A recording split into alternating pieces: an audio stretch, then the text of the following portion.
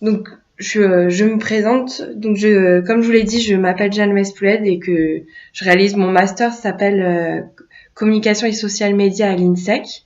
Donc, ça fait plus de 3 ans que je réalise mes stages dans le secteur œnologique.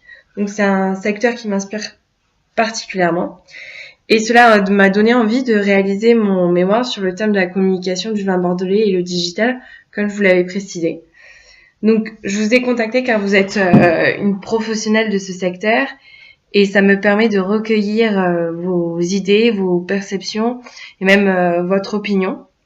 Cet entretien restera totalement anonyme et les informations données ne seront pas divulguées au public. Surtout, n'hésitez pas, sentez-vous libre, que ça soit négatif ou positif, ça va justement m'aider particulièrement dans mon étude. Donc cet entretien dure une vingtaine de minutes et On peut commencer. Ça marche. C'est bon. Donc tout d'abord, est-ce que vous pouvez vous présenter? Moi, je m'appelle Marion Béchu et donc Régnac, c'est une petite propriété. On est une petite équipe, donc il faut être très polyvalent. Donc je m'occupe aussi bien du commerce export que de la communication, de plein de choses. On est multitâche quand on est dans des petites propriétés. Oui.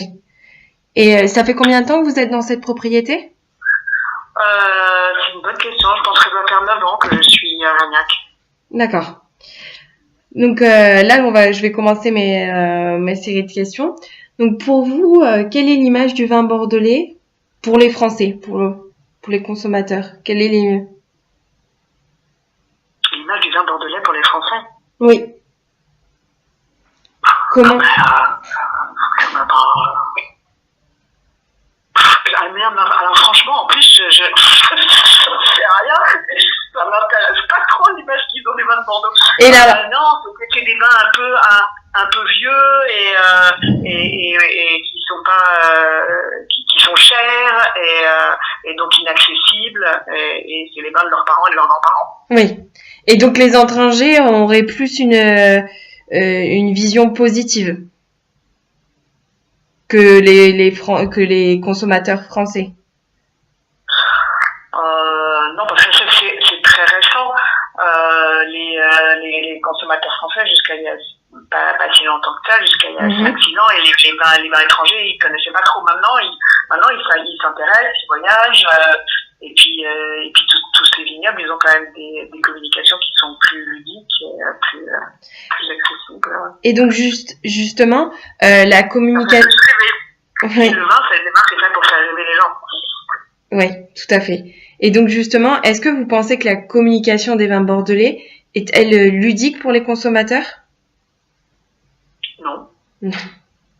Donc oui, justement, c'est. En fait, je pense qu'il y a énormément de propriétés. Ils ont des agences de com. Ils veulent faire une communication produit de luxe. Exact. Et donc une communication très léchée avec des belles images, mais qui finalement empêche les consommateurs de leur poser des questions. Font quelque chose, les consommateurs, ça les ils deviennent tout d'un coup en disant oui, c'est beau, mais ça interpelle pas et ça ne leur donne pas envie de partager. Pour moi, avant tout, c'est un produit de partage. Donc oui.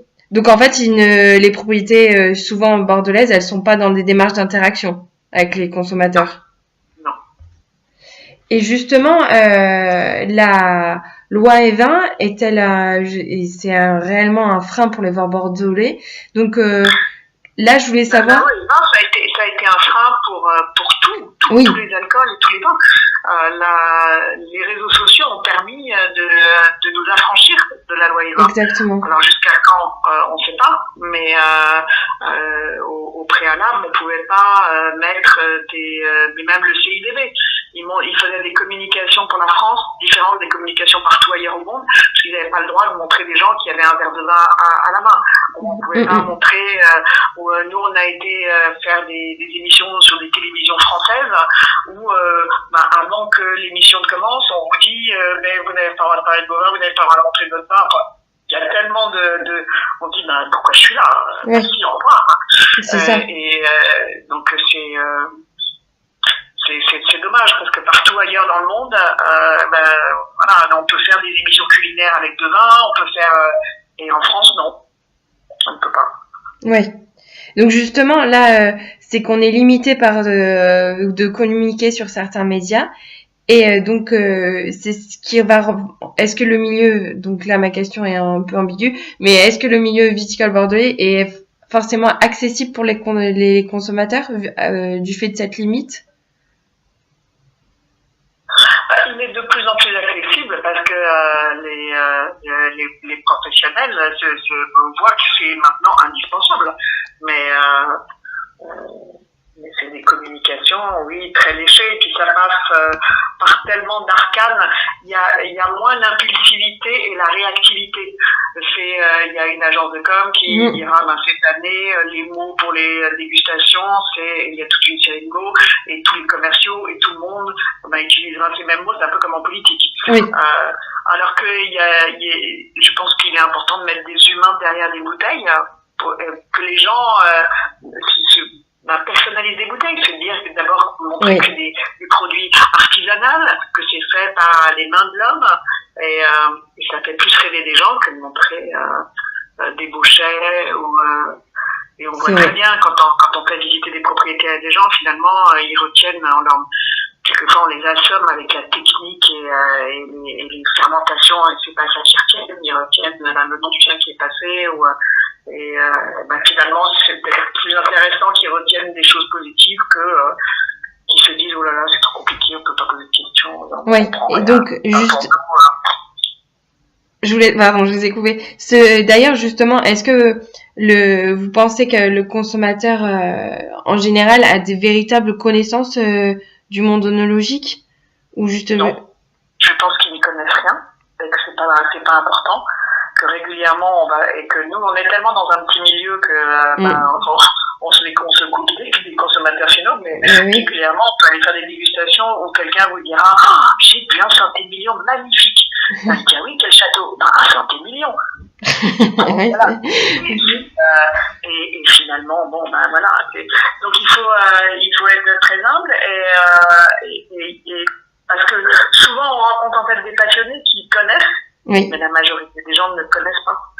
Et la plus grande partie des bouteilles, elles sont achetées en grande surface. Et en grande surface, c'est 40%, c'est les femmes qui choisissent. Les femmes, elles choisissent aux étiquettes. C'est comme ça que Duboeuf, en mettant des fleurs sur les étiquettes, a eu tout d'un coup un succès absolument incroyable. Ben oui.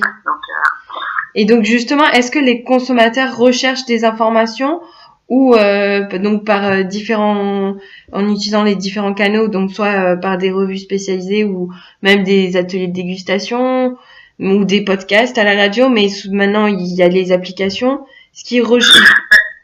Maintenant il y a plus d'accès et ils ont l'habitude de regarder sur des blogs où il y aura d'autres consommateurs qui noteront les vins. Oui.